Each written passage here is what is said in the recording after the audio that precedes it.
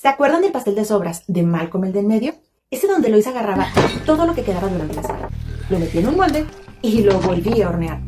Y luego había pastel de sobras del pastel de sobras. A mí la verdad me daba mucha risa, pero pensándolo bien, eso implica algo muy distinto a cómo vivimos hoy, que la comida no se tiraba.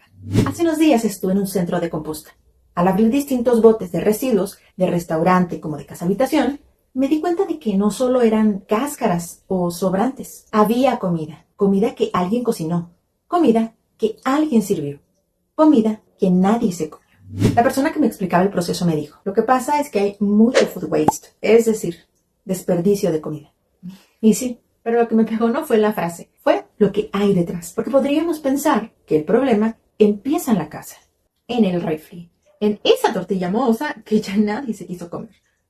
Pero no necesariamente. El desperdicio empieza mucho antes de que tú o yo podamos ver la comida.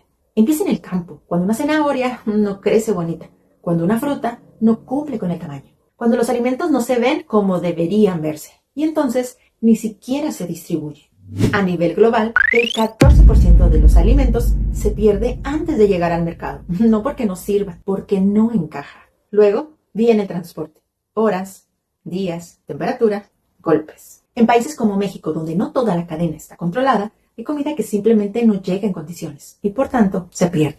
Después, el supermercado, todo lleno, todo brillante, todo perfecto, como si siempre hubiera de todo. Pero toda esa abundancia no es real, es como una puesta en escena, porque lo que no se vende a tiempo, en su mayoría, termina en la basura. Y finalmente la que logra llegar a la meta después de todo ese maratón alimenticio se enfrenta a que compraste de más, a que guardaste mal o simplemente a que se te olvidó que estaba ahí. Porque en nuestra realidad privilegiada, el hambre no es una urgencia y la comida se puede tirar. En México se desperdician más de 20 millones de toneladas de alimentos al año y gran parte termina así, en la basura. Hay un autor, Tristan Stewart, que ha estudiado esto durante años y lo que plantea es bastante incómodo. El desperdicio no tiene que ver con escasez, tiene que ver con decisiones. Y ahí es donde empieza a incomodar, porque no siempre tiramos la comida porque esté mala.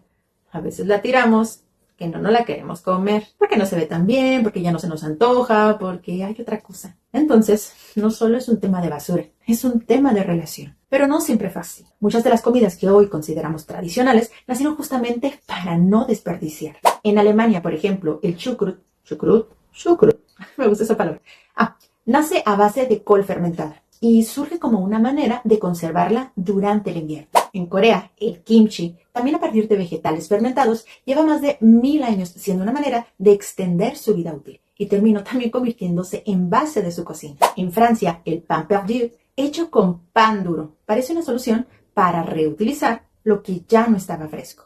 Y en México, el menudo, muy presente en el norte del país, aprovecha partes como el estómago de res, transformándolo en un platillo completamente distinto. No eran recetas por lujo, eran una forma de no desperdiciar. Hoy en día los residuos orgánicos que generamos pues no desaparecen, se van al relleno sanitario, donde se mezclan, se descomponen y generan metano, un gas mucho más potente que el dióxido de carbono. Pero también hay otro camino, el que vi ese día. La composta no es basura acumulándose, es un proceso, un sistema vivo, microorganismos que transforman lo que ya no quieres en algo que puede volver a la tierra. Funciona en capas, como una especie de lasaña. Esta frase es robada de Melanie, de composta. Una capa húmeda, rica en nitrógeno. Una capa seca, rica en carbono. Es un equilibrio. En la composta caliente, la temperatura sube 50, 60, hasta 70 grados, lo suficiente para acelerar todo, para descomponer más rápido, para eliminar patógenos. Y después de semanas, lo que eran desperdicios se vuelve esto, tierra. No se desperdició, se transformó. Entonces, no todo depende de ti.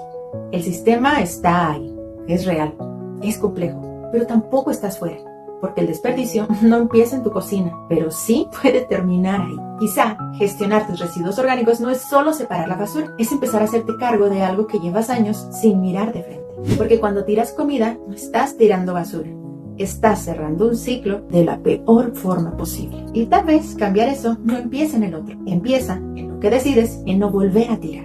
Gracias por llegar hasta aquí. Quiero agradecer especialmente a eComposta, una empresa orgullosamente chihuahuense que me permitió conocer de cerca este proceso. Los invito a seguir sus redes y a formar parte de esta red de familia y empresas que gestionan de manera responsable sus residuos orgánicos. Y recuerden darle like al episodio, clic en la campanita de notificaciones, compartirlo con toda la gente que conozcan y sobre todo suscribirse al canal. Hagamos que cada vez más personas vean este contenido. Nos vemos pronto. Besos.